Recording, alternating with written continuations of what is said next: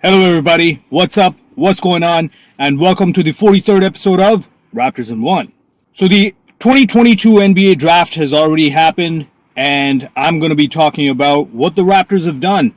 So, without any further ado, let's get it. So, even before the draft night took place, I was checking out the news items. I was checking out Twitter. I was checking out NBA.com and basically Sports Illustrated, everything. I was checking out all the buzz that was coming around to the draft night. And of course, how the Raptors were involved in the news.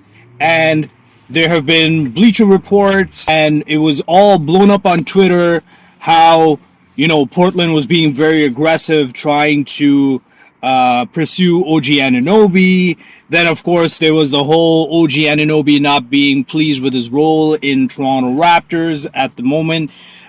Some people were also saying, it was because of the addition of Scotty Barnes and how Scotty Barnes kind of took over essentially quite a bit of OG's role. And perhaps OG is looking for a change of scenery where his role would be expanded, perhaps maybe heavily relied upon. And of course, Scotty Barnes, he took to Twitter and he just said, nope, this is just BS. So, one of the major speculations before the draft night was, will the Raptors trade OG for the 7th pick of Portland Trail Blazers? Even before the draft night happened, I was thinking, nope. I don't care how good the 7th pick is. I don't think they're going to be trading OG for something like that. I thought Masai was very clear on his stance on OG, especially in the season-ending interviews. I thought he was pretty clear that he liked all the core right now: Pascal, OG, Freddie, and of course Scotty Barnes. So I'm not surprised that they didn't trade for OG. So everybody or anybody who thought that, trading OG for a 7th round pick was going to be a good idea, sorry, didn't happen. I'm actually not sorry. I'm actually glad that didn't happen. Does that mean that OG is out of the trade talks? Only time will tell. If you were to ask my opinions, where there's fire, there's smoke. Or is it where there's smoke, there's fire? Anyway, you know what I mean. Maybe he might be quote-unquote available, depending on what we could get in return. I can expect anything from Masai and Bobby at this point. Let's talk about what happened in the 2018-2019 season when we traded off DeRozan and we traded off JV at the trade deadline. Anything can happen. I could see OG leave, but I can also see OG staying. And if he can stay healthy, we probably will be keeping him. All right, so draft night. If you weren't paying attention to it like myself, you probably checked out Twitter or some news feeds, and so did I. And I gotta say, with the 33rd pick, we picked, of course, none other than Cameroon native Christian Koloko.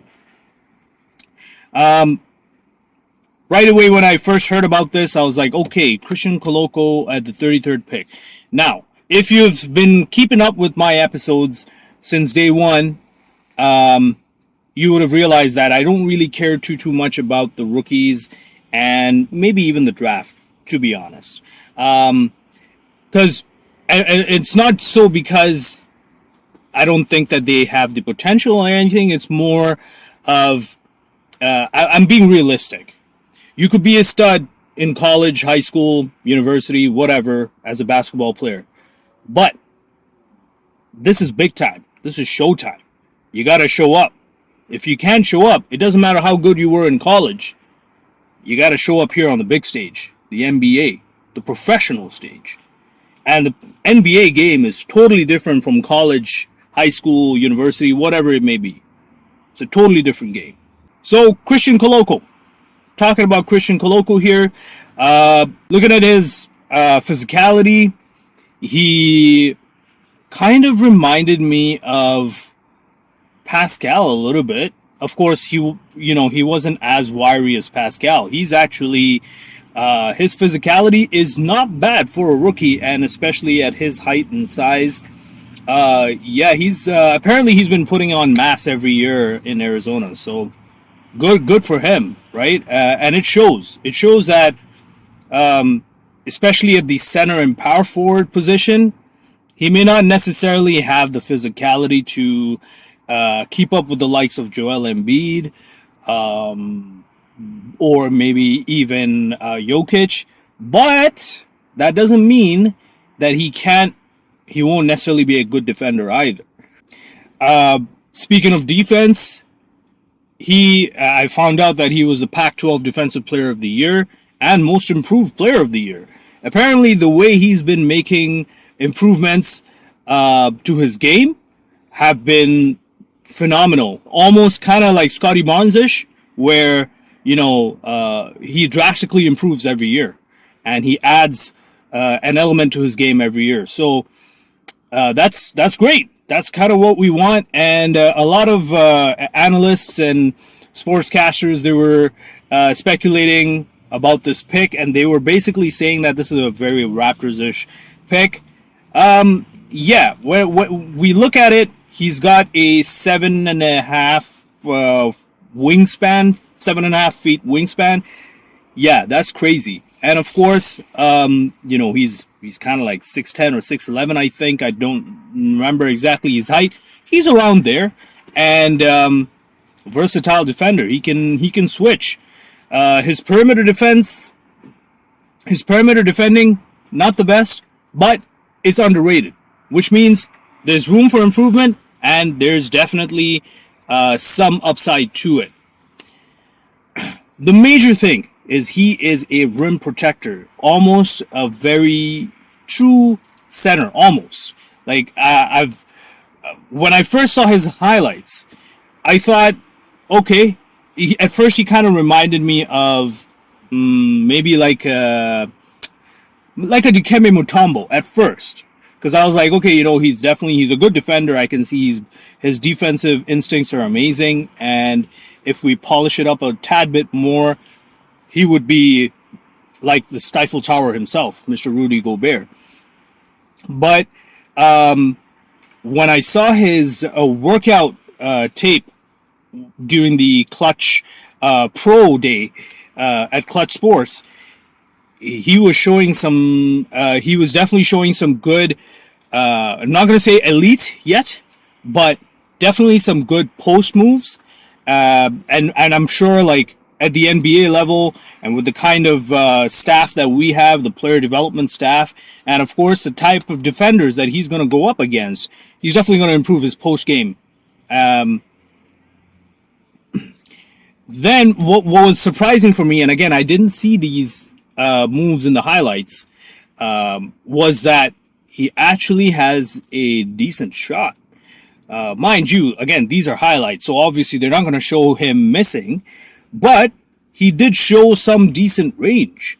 And of course, he has the ability to be a good, if we work on it, he could be an elite, pick and pop guy as well. I noticed that as well. Like, again, his shot mechanics are not bad. They're actually pretty good for a center. Mind you, like nowadays, almost every center can shoot. I mean, look at Joel Embiid, Jokic, Karl Anthony Towns, right? Almost everybody can shoot, but his mechanics are actually sound. And I'm curious to see how far he goes with this. So overall, at the 33rd pick, we got a Defensive Player of the Year at Pac-12 and Most Improved Player. I think that's a pretty good pick, in my opinion. And if he's improving the way, like the analysts say, man, he could definitely be kind of like a Scotty Barnes-ish, except at the 33rd pick, right, versus the 4th pick. Now, of course, the kind of teammates that he's playing with, and he's going to be trained by, I can see him improving big time. Of course, At the end of the day, NBA is a different ball game. It is not college. And, you know, I would be curious to see how he deals with the rookie wall. I gotta say, with Scotty Barnes, I was impressed with him since day one. And what impressed me the most was his basketball IQ. And the way he handled the rookie wall was second to none. Like, he was, no wonder he was the rookie of the year. And I've been calling it since day one. Since day one. And if you haven't been following it, you need to subscribe to my channel, Stat. Check out my previous episodes. Of course, if you like the content, a thumbs up is always appreciated. And of course, your comments. It is a hot day today, ladies and gents. It is 34 degrees, but I'm not going to complain because I am tired of winter.